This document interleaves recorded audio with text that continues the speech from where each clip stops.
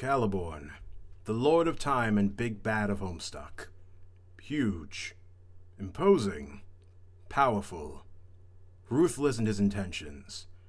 But if there's one thing to ask, how much does he weigh? Enough to break the ice, of course. How's it going, everyone? My name is Etchy Charmed, and wow, it's been a long time since I uploaded. A lot of stuff has happened, including, life. So thanks to you all who are still not only interested in Homestuck as a whole, but also in this channel. That includes the odd new follower here and there, as well as the peeps who comment on my old vids. Those really do bring a smile to my face, honestly.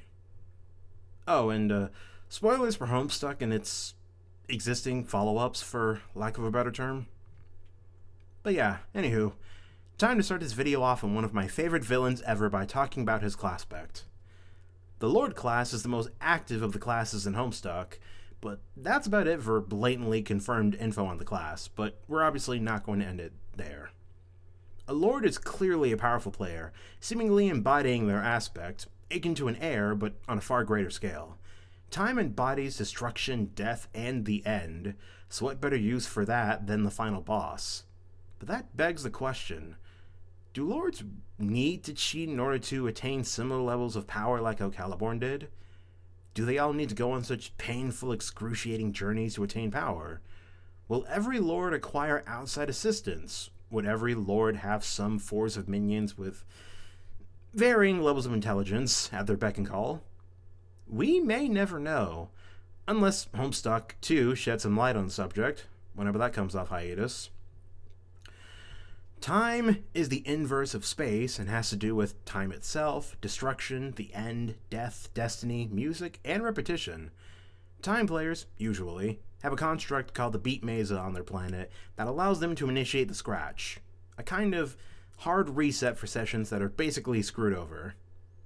All time players also have some kind of power with time travel, so there's that as well. Time players may also be responsible for the assistance in breeding a successful Genesis Frog / New Universe. According to the Extended Zodiac, the time-bound are fighters that resist whatever is thrown their way, which results in their lives being filled with struggle. They much prefer action over passive acceptance, achieving the impossible through non-traditional and unconventional ways, which fits Caliborn to a freaking T. And now onto the class spec as a whole. Caliborn, Lord English, whichever you wish to call him, either way, he is indeed time personified. He is death. He is destruction. He is an entity whose very existence should spell endings. You know, before Calliope killed him off screen in the candy ending, if memory serves. But that's the Lord of Time as a whole, embodying destruction and death in its many forms in many, many ways. Whether you're destroying everything in a ripping, shattering boom for the hell of it, or you're making way for something better to take the place of what once stood before you, varies from Lord of Time to Lord of Time.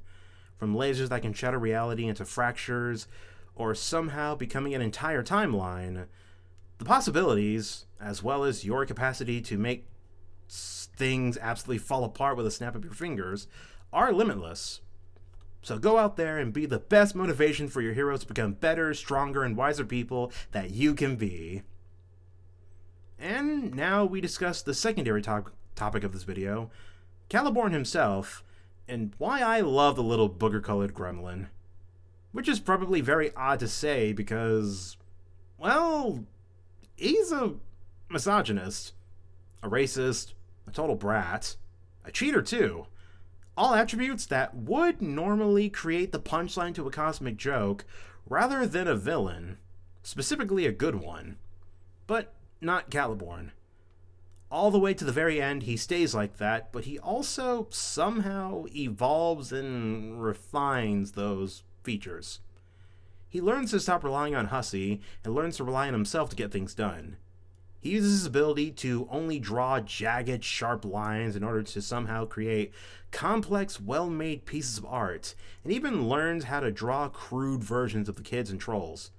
Heck, I'm not even sure if this is specifically a Lord of Time ability that should have been listed in the previous section, but Caliborn makes his own dimensions at some point to facilitate the art he creates.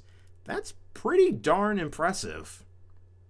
Maybe what I'm trying to say is that Caliborn is a villain whose journey you see from start to finish, from a bratty, racist misogynist with a hate boner for almost everything that isn't him, to a young lord bent on being an ultimate force of destruction that all of reality bends over backwards to accommodate for him. Also, imagine someone putting Lord English as a BBEG in a D&D campaign. Roll a high enough dexterity saving throw and you avoid being vaporized in one blast. Good luck trying to balance that. I believe that's all I have to say on the matter. If you've enjoyed this video, then please like and share it. If you'd like to see more, or, if you're someone who's not only still interested in Homestuck, but class spec analysis as a whole, then I guess subscribe and say so in the comments. If none of you guys can make a show of it, or, just show enough interest, pretty much, I might pump out another video or two on the subject.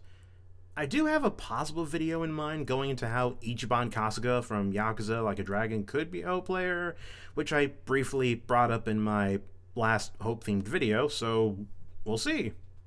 Otherwise, I think I'll be focusing on content revolving around voice acting. But,